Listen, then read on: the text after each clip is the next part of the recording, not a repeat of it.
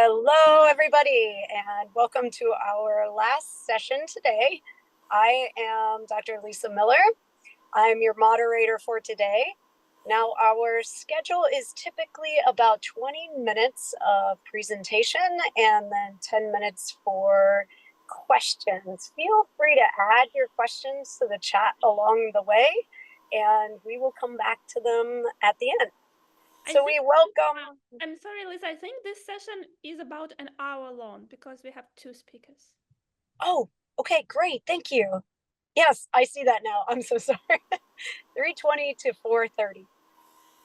Okay, we have Mark and also Lana with the development of innovative approaches to integrating industry partnerships into the classroom for sport management educators. I will let them take it over. Thank you. Hi, I'm Mark. Am I speaking? I am Mark Moore from the Million Puppy Team of me. And I'm with Grandma Puberty. We welcome you and app for where I assistant and hopefully for being a PowerPoint presentation because of my speech impairment.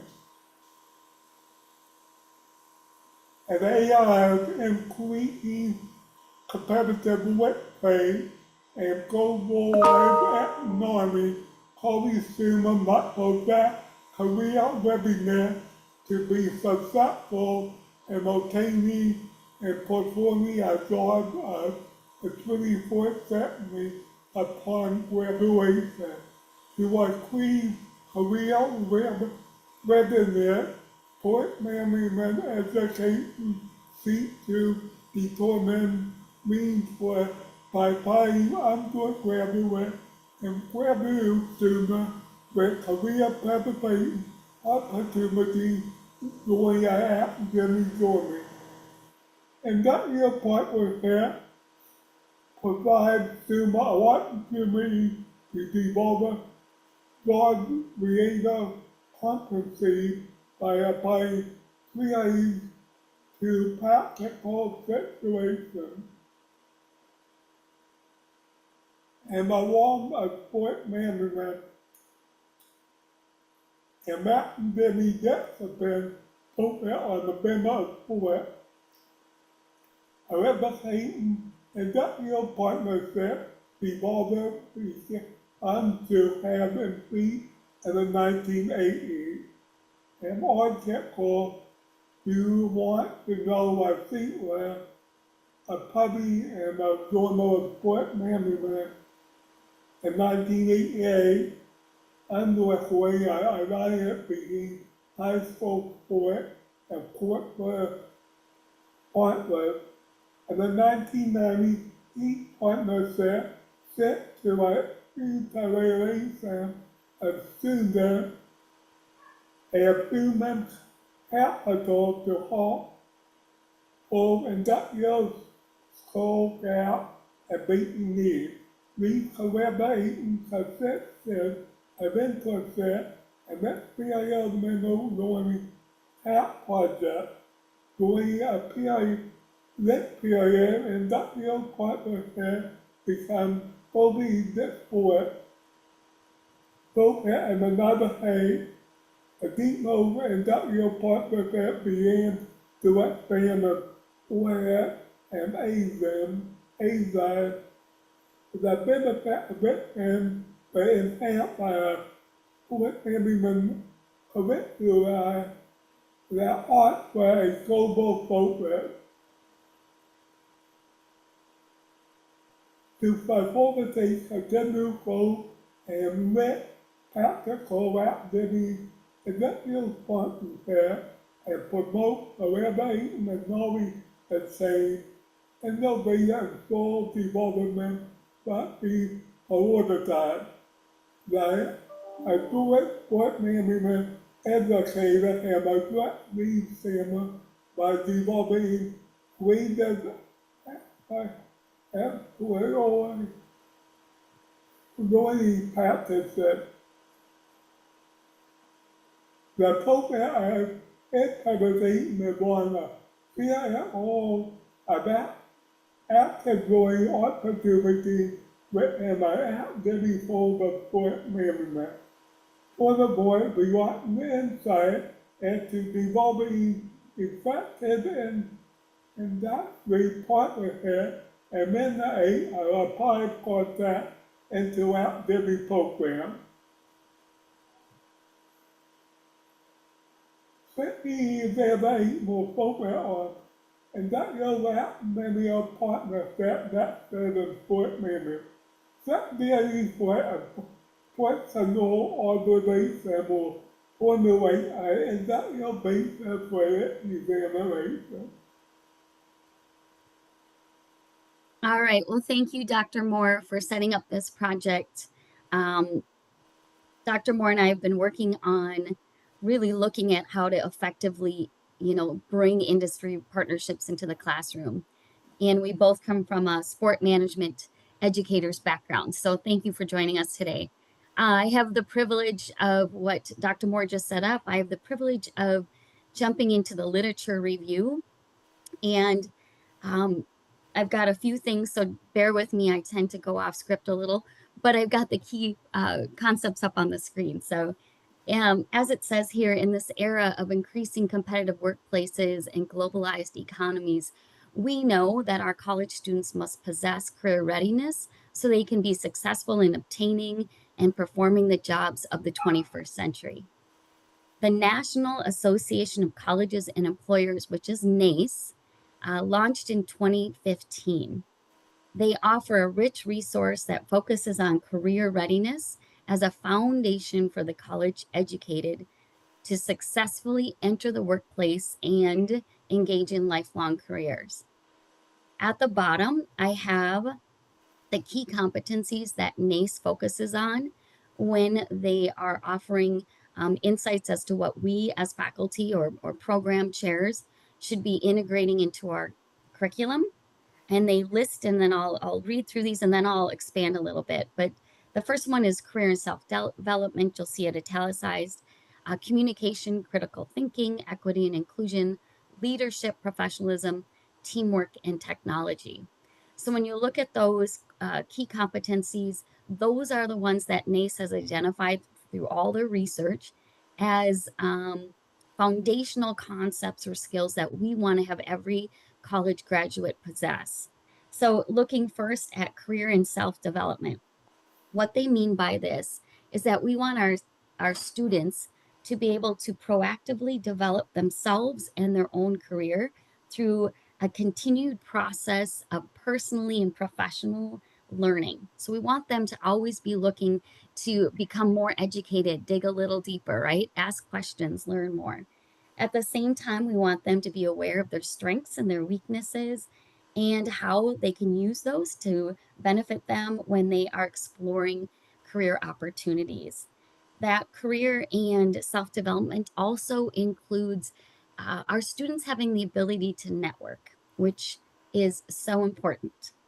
The next one is communication, which is a skill that threads through every major, right? Every level of higher ed.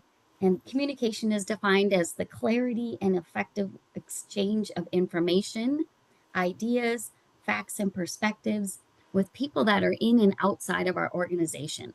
So being able to share ideas, concepts, right? Critical thinking. This is a tough one. When I see this, I think as a faculty member, I can work on some of these skills, but how do I force my students out of their comfort zone into being able to critically think? And critical thinking is defined as identifying and responding to the needs based upon an understanding of a situation or the context and the logical analysis of relevant information. So that's a tough one, right? That's a challenging one for faculty. The next NACE competency focuses on equity and inclusion. Our students need to have the ability to demonstrate their awareness, the attitude, the knowledge, and the skills required to equitably engage and include people who are different from us locally, different from us globally. The next competency focuses on leadership. I know we talk about this in our classes, but are we really empowering our students to have this competency? Leadership is the ability to recognize and capitalize on personal and team strengths in order to meet the organization's goals. So, recognizing again, what are my strengths? What are the strengths of the people around me? And then, how do we bring our strengths together to achieve a goal? Then, professionalism. Professionalism is knowing your work environments differ, right? So, what is considered professional in the work environment you're entering into? Understanding that and just demonstrating effective work habits that are appropriate for that organization or that job, right? So, professionalism, it might be different depending on where our students are going into the workforce. And so they need to know how to gauge that, investigate that, and respond appropriately. Teamwork, obviously, building and maintaining collaborative relationships so that we can all work towards common goals while appreciating we've got diverse viewpoints and shared responsibilities. The last competency that NACE put together is technology. And this is understanding and leveraging technologies to enhance our efficiencies, complete our tasks, and accomplish our goals. When I look at the list, I see technologies being the one that would be a little more focused on the content or the specific area a student is looking at going into the job field in. All right, so as we move through our literature review, we know sport management educators have experienced challenges in properly supplying students with market job skills, such as those NACE competencies I just read through. On business and management disciplines, Shadhari from 2020, he emphasized that challenges are salient to efforts of inoculating the job skills that are sought by employers. These travails included globalization, the ongoing technology transformations, and the development of communication systems. Again, when you look at those, they connect directly back to the NACE competencies. A key technique to overcoming skill development travails that impede the career readiness of our students was found to be connecting the academic, what we're teaching in the classroom, with industry or real life experiences. The goal here is to gauge students in their own learning process through hands-on participation, not simply through taking notes or following directions, but by being able to construct new knowledge and build their own skills. And that literature came from Handelsman et al., 2005.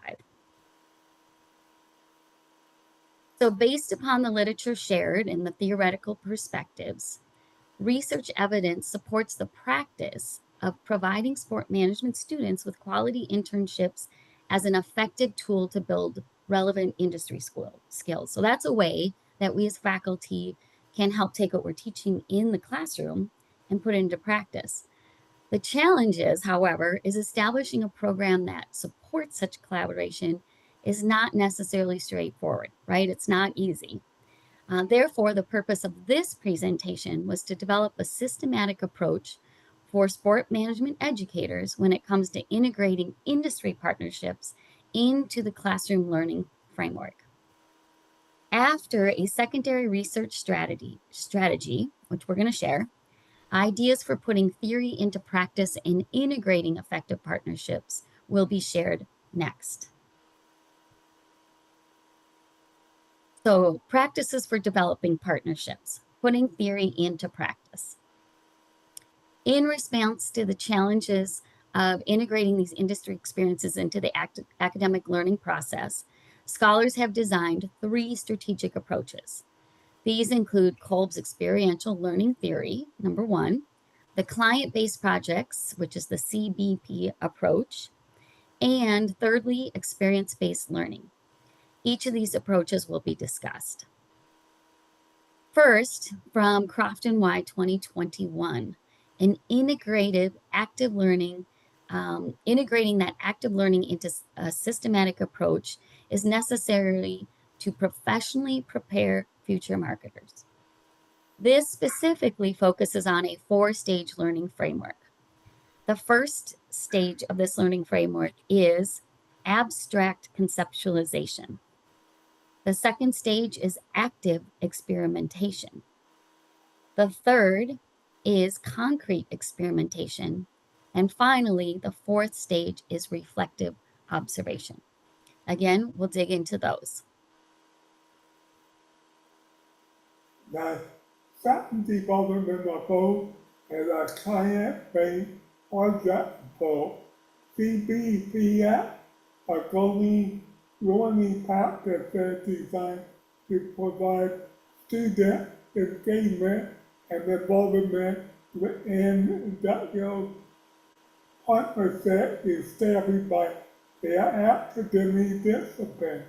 The Goldie Active Experiment strategy integrates crafting knowledge into a work setting through project designed to meet the needs of all life sport enterprises.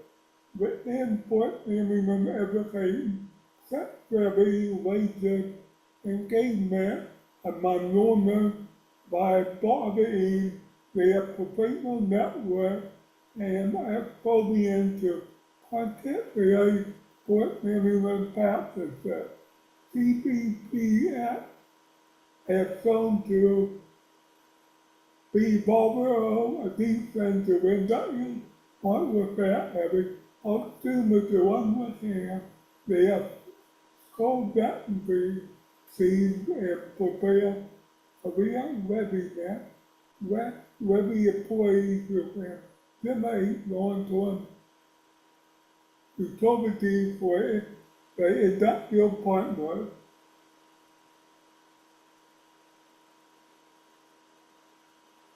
The third approach scholars have recommended for innate industrial experience into an activity learning process. The experiment-based learning, experiment-based learning or advanced and forming industrial partnership and the post-pandemic world to virtual communication and online platforms, software hands-on learning to practical application. These applications enable students faculty and learning partners to formulate practices that achieve specific learning outcomes. In alignment, this approach shows expertise in developing SPR, mental-based learning achievement and knowledge is transferred to the industrial partners.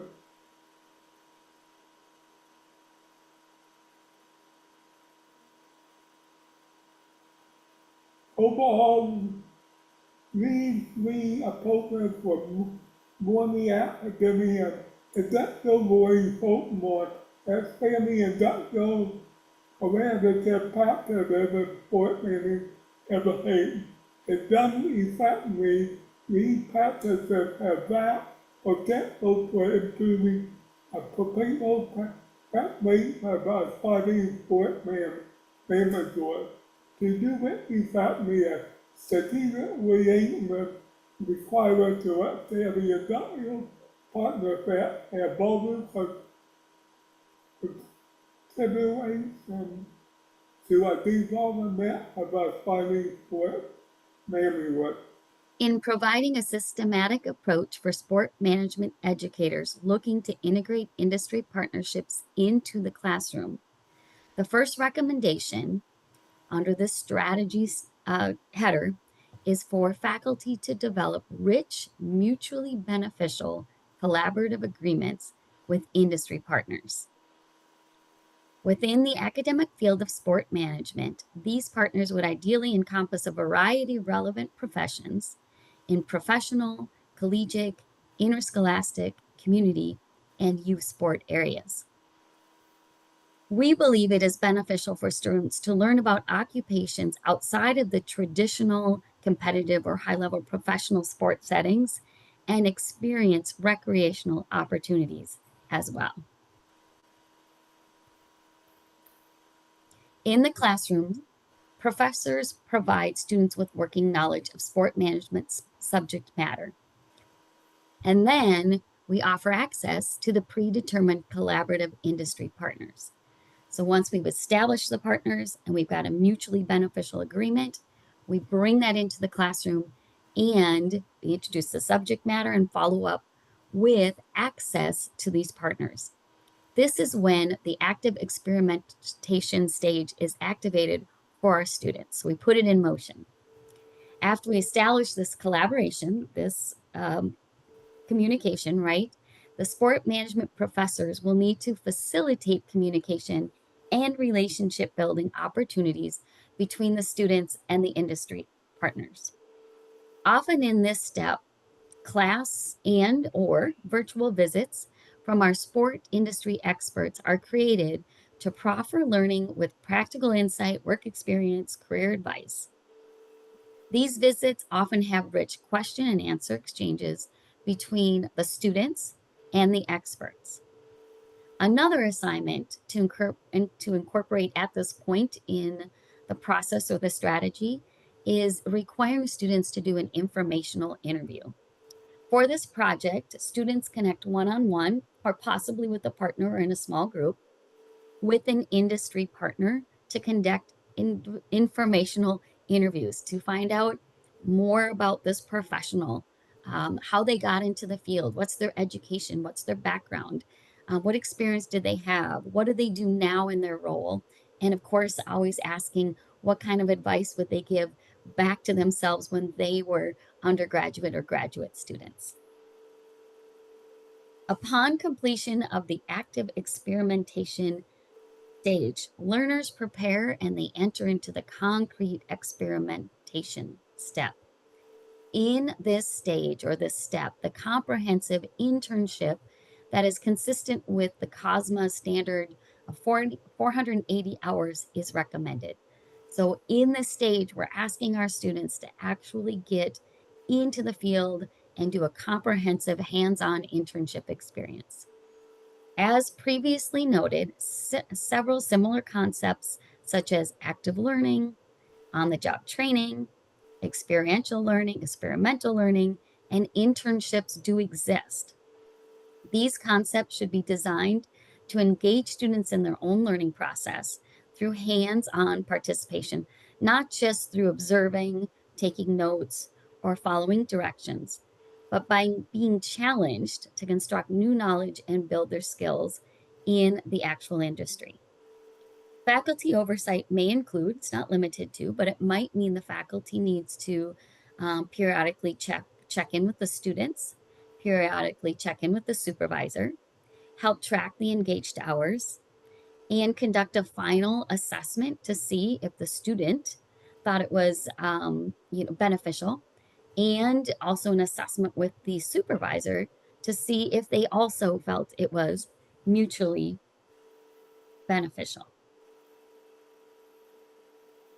So in this presentation, the academic industry nexus has been explored through the lens of the sport management educator. As I said at the beginning, both Dr. Moore and myself have been in this field and taught for many years. So this is a challenge we put on ourselves. Particularly, this type of collaborative effort has been shown operationally to be effective in developing those job-related competencies, the ones like I mentioned at the beginning, the communication, the critical thinking, and problem solving. Continued conversation with industry professionals are necessary for our students so that they can continue to be relevant, and it's important for us as faculty so we can make sure our curriculum is relevant. As the world of sport continues to change and trends emerge, we should also have our courses and the professional experiences within those courses continue to change so that we can serve our students. And academics, we are decided to enhance student way on to improve their whole development and to so that we gain complete employment and sport management for this presentation say about collaborative partnering between higher education and industrial professional camera set and identifying the volunteer schools for Georgia in the sport industry and that's the area of development a better prepared resource. If done correctly, these partnerships have a capability to form a social capital opportunity to professional networking and active involvement in my industry. And I come for professional be to a daily foster and man collaborative partnership who are only partners who will only do it together to develop our students to people professionals.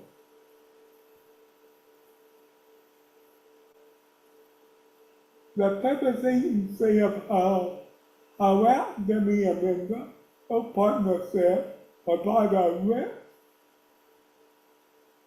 and that made the domain to tap practice related to thought areas that have aptitude and diversity inclusion, have more so that marketing for social media and the event media and consumer realization that partners in gender backpacking and higher education of a full work media and no sector.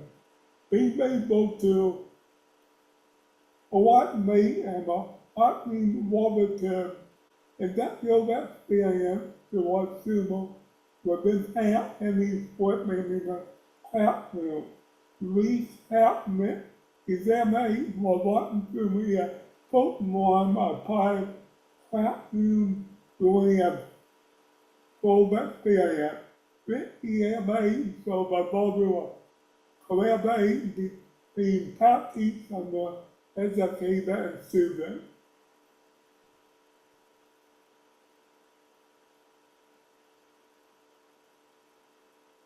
We recommend sport management program we will continue to consider industrial partnership and accreditation standard during assessment and corrective development.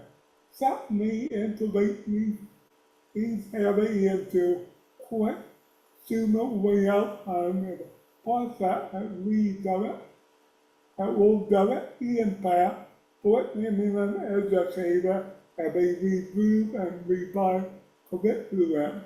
With both internal and external assessment, both one and industrial evaluation education should strive for consistency in all events and as we prepare people sport management leaders. Set apps and are likely to facilitate a detailed adoption of these collaborative arrangements as a sport management professional practice technique. As educators, we perceive activity industrial collaboration from the sport management domain.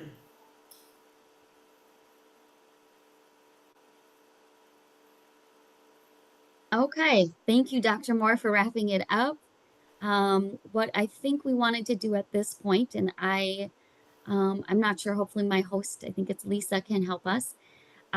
We have a couple of discussion questions or just some reflective questions based off of our presentation, and we would love to take any comments or feedback from the group. The first question, and of course, as a faculty member, when I do this research and I present on it, I think, how much time is it going to take me to put together academic industry partnerships, and what does that even really mean, right? So I would love the opportunity to hear from Dr. Moore or anyone in the room. If you were put in the position to develop an academic industry partnership for your class, How would you define that? What would you look for? And thank you so much. Again, I'm Lisa Miller. I'm the moderator today. Feel free to put any responses into the chat. I know for me, I've had a few experiences over the years. One of my very first jobs in the field of sport management was with Ohio Dominican University. And we had a very nice industry partnership with the Columbus Clippers, our local minor league baseball team. And the students loved it. It was a premier aspect of our program. So I would love to hear other people's experiences as well, if you'd like to tell us about those. Lisa, could you share with the Clippers? Is that right? Yes, that's right. So what did you like? What was involved in that partnership? What did you ask of them, and what did they ask of you in return as a faculty, overseeing that partnership? Yes, and I have noticed during my time in sport management that relationship can, like you mentioned, have aspects that are very formal with assessments, and then sometimes it's very informal. And for us, the students, and I think this is a benefit of working with minor league baseball, the students did all types of things. One of my fondest memories is students who had an opportunity to be mascots. So they have like ketchup and mustard run against relish at the 7th inning stretch, and the students hopped in the outfits and competed against each other. Now, there, of course, were more formal types of things that the students did. The students also sold tickets to that game. So that was part of the kind of part of our agreement, is that each student would try to sell three tickets to the game. And the students were assessed more as a group rather than individuals. And it was because the class was rather large that had the opportunity to work with them. Thank you. Thank you for sharing that. Yes. Oh, I noticed we have some comments in the chat from, yes, practical skill development. Thank you, Mark. Yes, and inviting practitioners to classes to share professional wisdom and experience. That's a great idea. We do that at our current university as well. And I like that Lisa shared a specific example. I don't know. So the second question is, what are some of the best practices that you have when you're developing a partnership like this? And I appreciate Lisa's honesty that some of it is very formal and some of it is informal. I have found myself that, yes, I can set up very structured opportunities. I can bring in a guest speaker. I can try to integrate, right, a little bit of introduction and some Q&A. But if the students aren't engaged, right, if they're not asking good questions, if they're not connecting with the speaker, I struggle, right? So I'm always curious, when you do have, for example, a guest speaker, what are some of the best practices you use in your classroom to make sure that students are engaged? They're not I hate to say it, nodding off, or just not paying attention. Does anybody have some best practices when it comes to bringing in a guest speaker? It looks like there was a few comments. I don't know if I can pull these. Yes, we have a comment about classes and projects for sport organizations that would align with industries and industry participants. Okay, perfect. Awesome. Thank you for sharing. Okay, we got a few more minutes. Number 3, again, when I went through the NACE competencies at the beginning, one of those was really focused on equity and inclusion and having our students be able to demonstrate their awareness, the attitude, the knowledge, the skills required to equitably engage and include people who are different, right? Different localities, different global cultures. So I'm curious, has anybody ever used a partnership to effectively inoculate diversity, inclusion, um, any those concepts, introduce them or reinforce them with the students in the class? Anyone had an experience that worked or didn't work where they used a partnership for this?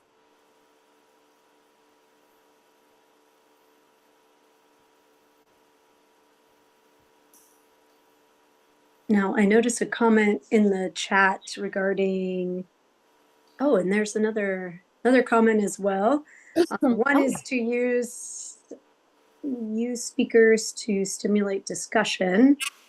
And then we also see a chat submission. When I was at my old school, my esports programs partnered with HyperX. That sounds cool. To promote more women in gaming. Yes, I love that. As a women's school, it was an awesome way to promote diversity for sure. That's such a wonderful response. Thank That you. is a wonderful response. Yes. That's great. I know when I am picking guest speakers, I try to pick a variety.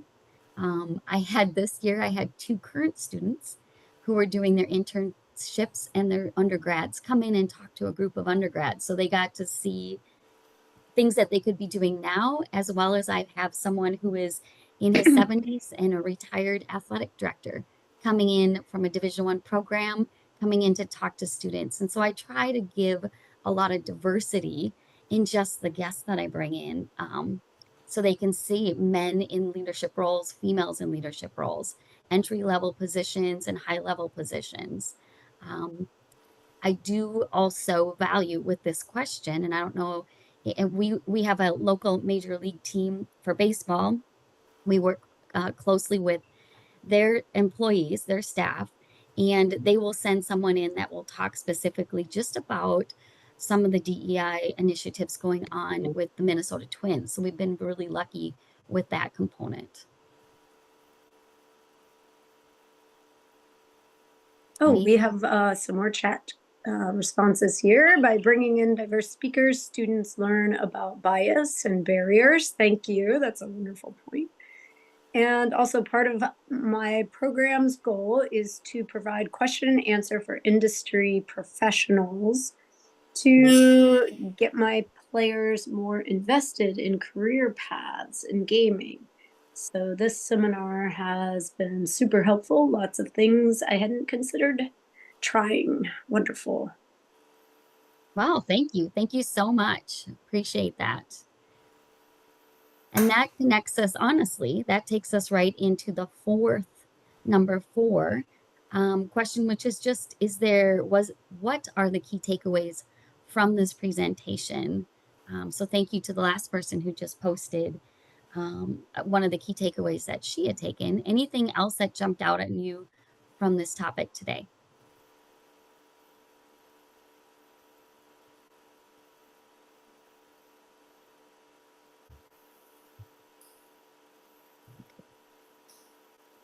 And I'll just comment from sort of the conference today as a whole. There have been some wonderful presentations on name, image, and likeness, and then also on artificial intelligence in sports. So combining some of these topics together, and then also training, new ways of training, like breathing methods. There are so many different smaller sectors that you could bring in for your industry partnerships. Even, for example, maybe those industries outside of sport, like, as you had mentioned earlier, partnerships outside of sports, like artificial intelligence and sports coming together, like these synergies of different organizations. And I see some chat coming in.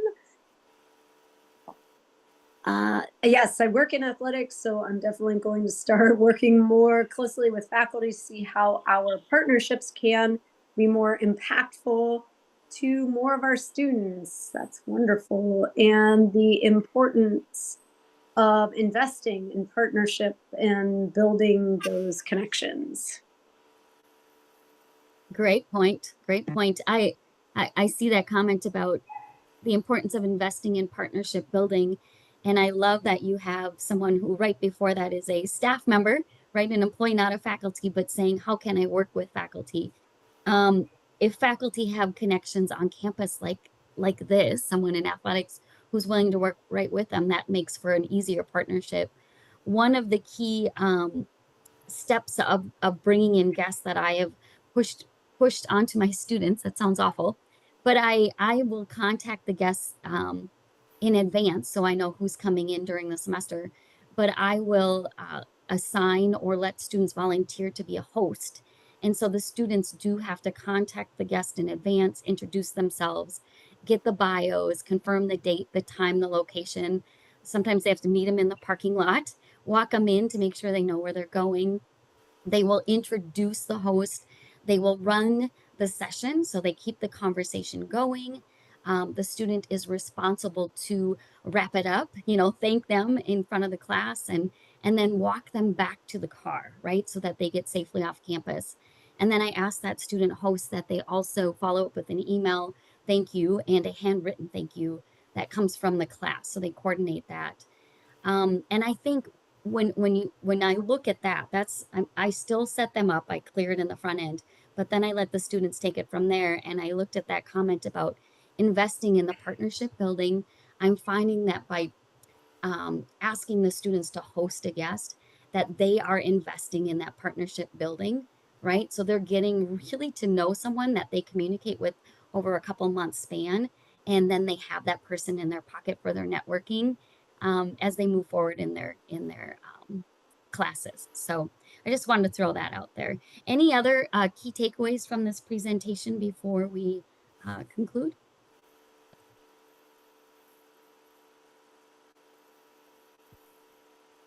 All right. All right. I just want to thank you both so much. Mark, thank you as well for presenting today. It's been a wonderful day of speakers, and you added a lot for us to think about. Tomorrow we will come back with another day of presenting, and I hope everybody has enjoyed their time. We'll see you again tomorrow. Thanks so much. Thank you. Thank you again. Thank you. Bye-bye.